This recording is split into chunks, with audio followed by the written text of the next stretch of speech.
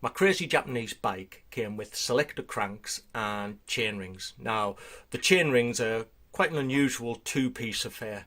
So, what I'm going to do in this video is I'm going to show you the chainring and show you how I'm going to restore it. Hi, I just want to go through what I've done with my chainring. So, chainring was actually in two pieces. We have an outer guard which has got somewhere written on it safety guard written on there, and we have the inner bit which is a pressing, quite an interesting pressing actually. You see on the outside here we've got the profile for the teeth, so it's obviously pressed that through and kept this inside bit here, this is actually on the inside of the chainring, outboard of where the actual sprocket is. So there you go, you can see that there. And then we've got a center location piece here which is crimped onto that. So they've used crimping tools to crimp a series of bits of metal onto that. All very interesting. So this outer guard here, if you can look on there, you can see the safety guard. You might just, in fact I probably need to get out the light a bit, you can probably just see there the safety guard which fits on the outside there. Now this was all corroded and pitted, and I'm just worked on that to try and get as much of the roughness off there as possible. This was in pretty good condition. It was all black and there was quite a bit of paint peeling, so you'll see here I've just left a bit of an example on there where the black is, and what I've done is my weapon of choice, angle grinder with brush. I've used that to take the paint off there, and then I'm just going to spray that black again,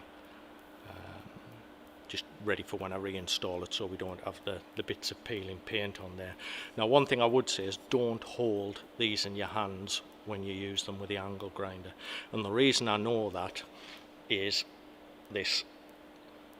I was wearing long sleeves at the time, which probably wasn't a good thing. I was holding this in my hand, an angle grinder in round it, and the sleeve that I had got caught in the angle grinder and give me a little scar. Could have been a lot worse, so bit of advice, don't wear long sleeves. In fact, don't hold anything in your hand while you're angle grinding.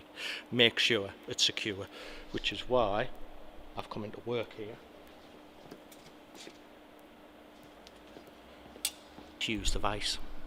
Much safer way of doing it, and it's been a lot simpler. So this is the first stage I'm going to do. I'm just going to get the paint off this one here.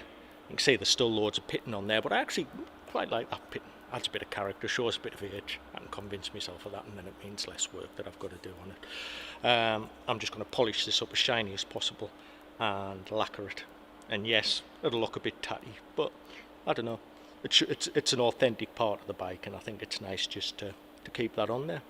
So I had to drill out the rivets on this to separate it from the other part, and then what I'll probably do is I might rivet it back, or the other thing I might do is just put a couple of 3 stainless screws in there with nuts on the back. I think I should be able to, yeah, the nuts will go on the back there all right. Put nuts on that, and then if ever I want to take it off again in future, easy peasy. Let's crack on with it. Get this bit finished and this bit polished.